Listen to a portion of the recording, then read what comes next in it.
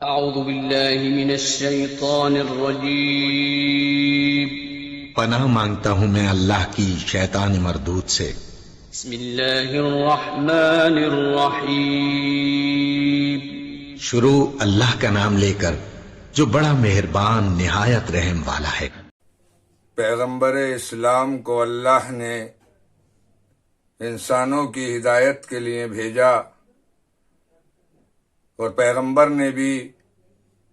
اللہ کے رسول نے بھی بخوبی انسانوں کو تربیت بھی دی اور ان کی ہدایت بھی کی۔ اور پیغمبر اسلام نے اتنی زیادہ غلامی اور غربت اور جہالت کا وقت تھا انسان کا،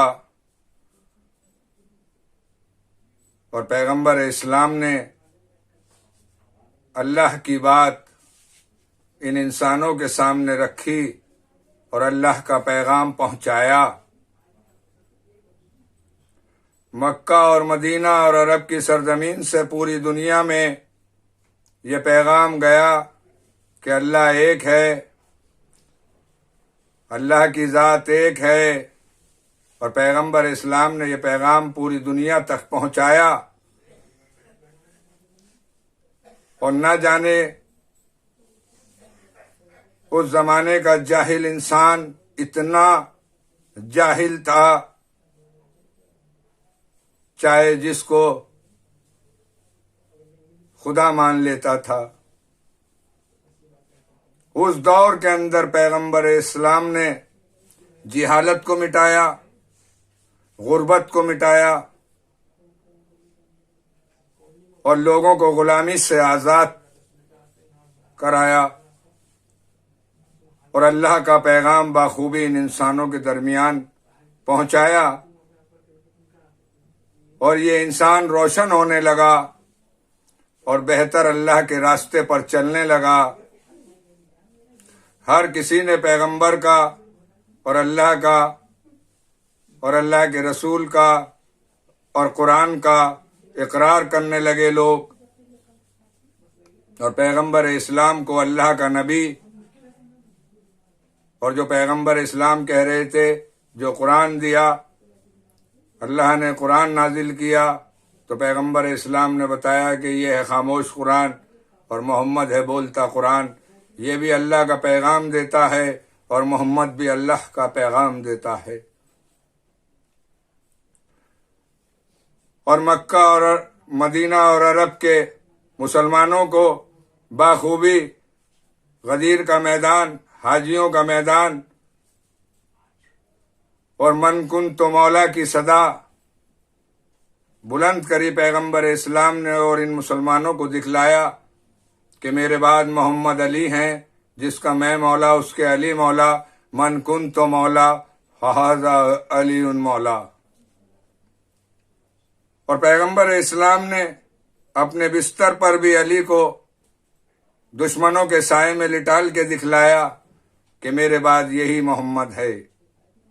اور پیغمبر اسلام نے خطبے کو چھوڑ کر دکھلایا اور امام حسین کو گود میں لے کر دکھلایا اور کہا کہ یہ بھی میرے بعد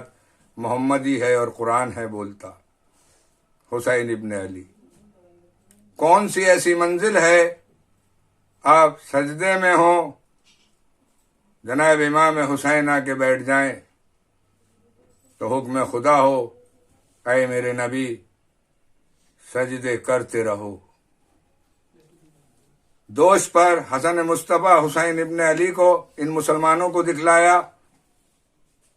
کہ دیکھو نبوت پر امامت ہے، اور نبوت اور امامت میں کوئی فرق نہیں ہے،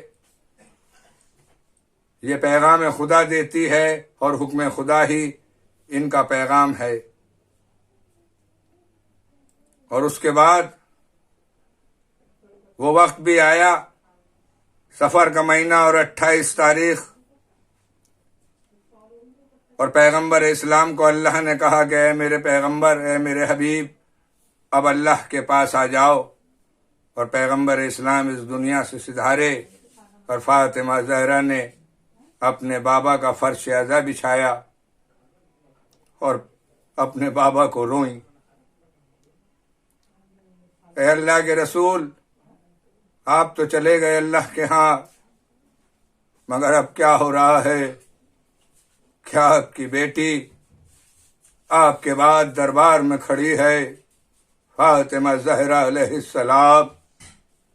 جس کی تعظیم کے لیے آپ خود اٹھ جاتے تھے پیغمبر اسلام، آج آپ کی بیٹی دربار میں ہے اور اپنا حق مانگ رہی ہے کہ میرے بابا کا باغ دے دو۔ اور یہ مسلمان ہیں کہ یہ گواہ مانگ رہے ہیں جس کا بابا قرآن، جس کے سر کا تاج علی مرتضیٰ قرآن، جس کے بیٹے حسن مصطفیٰ حسین ابن علی قرآن سے گواہی مانگی جا رہی ہے۔ قرآن اللہ کی گواہی دیتا ہے، اللہ کے رسول کی گواہی دیتا ہے، قرآن اور اللہ کے رسول اللہ کی گواہی دیتے ہیں، قرآن سے گواہی مانگی جا رہی ہے۔ مسلمانوں، کہاں جاؤ گے بچ کے؟ یہ منظر عقل شعور صفا دکھائی دے رہا ہے۔ قاتل قاتل ہوتا ہے، اللہ اور اللہ کے رسول اور قرآن کے قاتل وہی قاتل ہیں جو فاطمہ زہرا کے قاتل ہیں، اور فاطمہ زہرا کے ساتھ ایسا ظلم کیا کہ فاطمہ زہرا کا گھر جلا دیا گیا اور فاطمہ زہرا پر در گرا دیا گیا، اور نہ جانے کتنی اذیتیں فاطمہ زہرا نے اٹھائیں، اور علی مرتضیٰ صبر کر رہے تھے، کیونکہ پیغمبر کہہ گئے تھے اے علی اب تلوار نہ چلانا، کیونکہ علی وہی کرتا ہے جو اللہ چاہتا ہے، اور اللہ کا حکم ہو کہ علی کو خیبر میں، خندق میں، احد میں کہاں نہ دیکھا انہوں نے کہ علی مرتضیٰ کی طاقت کیا ہے، مگر پیغام قدرت تھی کہ علی مرتضیٰ دیکھتے رہے اور فاطمہ زہرا پر در گرا، فاطمہ زہرا کی پسلییں شکستہ ہو گئی اور ٹوٹ گئی، اور شہزادے امام حسین علیہ السلام اپنی ماں کو دیکھ رہے تھے اس حالت میں، اور چیخ رہے تھے اور رو رہے تھے۔